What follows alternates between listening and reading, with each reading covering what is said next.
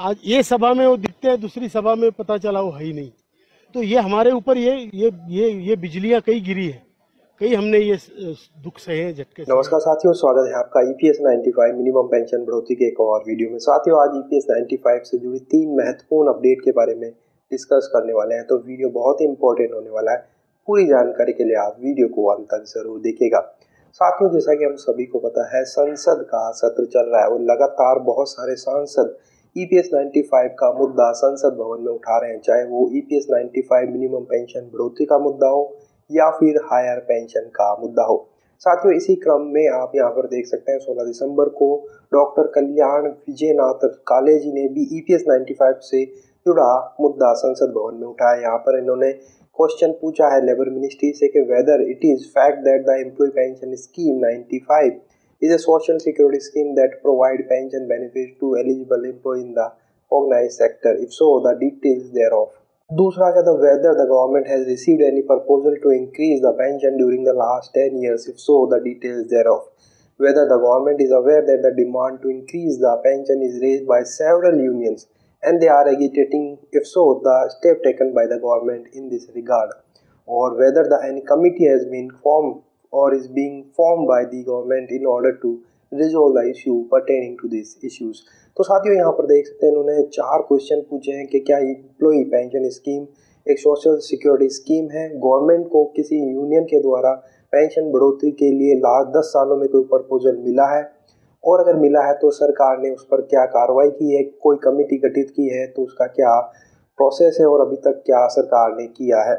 इसके अलावा आप यहाँ पर आप देख सकते हैं लेबर एंड एम्प्लॉयमेंट के विजय बघेल जी ने भी लोकसभा में यही क्वेश्चन उठाया है। इन्होंने लिखा है कि whether EPFO is implementing the honourable Supreme Court order of 4 November 2022 which abolished the salary limit of 15,000 for EPS 95 pension calculation and made the last salary the basis for cases involved former employees of Bhilai steel plant Lok Sabha constituency. तो इन्होंने भिलाई के जो steel plant है उससे जुड़ा higher pension का मुद्दा यहाँ पर उठाया है। इन्होंने आगे पूछा है कि whether EPFO Raipur office has recovered 15 to 30 lakh rupees as the difference amount from these employees based on their last salary and returned the said difference amount a month later on said section refused the pension।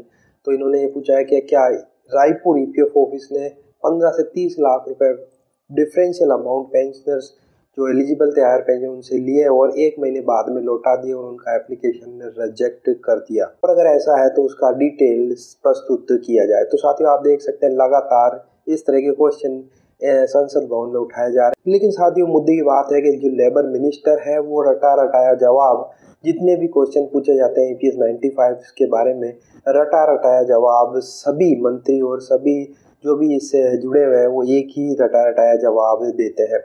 तो साथियों, आप देख सकते हैं, लेकिन फिर भी विभिन्न सांसद लगातार आवाजें उठा रहे हैं। इसके अलावा दूसरी बड़ी अपडेट निकल कर आ रही है एनएससी के द्वारा। एनएससी राष्ट्रीय संघर्ष समिति का दौरा तय हो चुका है। साउथ इंडिया का दौरा अब कमांडर अशोक रावत जी करने वाले हैं, जहां पर उत्तर भारत में संसद भवन में लगातार ईपीएस 95 की आवाज गूंज रही है, तो वहीं साइमल्टेनियसली अशोक रावत जी दक्षिण भारत का दौरा कर रहे हैं और दक्षिण भारत में संगठन को मजबूत करने का काम अब वह करने वाले हैं। यहाँ पर आप देख सकते हैं 26 दिसंबर, 28 दिसंबर, 29 दिसंबर, 30 दिसंबर और 31 दिसंबर पूरे हफ्ते भर ईपीएस 95 से जुड़े सम्मेलन होने वाले हैं। 26 दिसंबर को वारंगल तेलंगाना में, 28 दिसंबर को कर्नाटका बेंगलुरु में, 29 को मैसूर में, 30 को तुमकुर में और 31 को इलकल बागलकोट जिला ईपीएस एनएससी की बैठक और सम्मेलन होने वाला है और संगठन को मजबूत कर एनएससी के आंदोलन को और तेज करने की कार्रवाई यहाँ पर की जाने वाली है।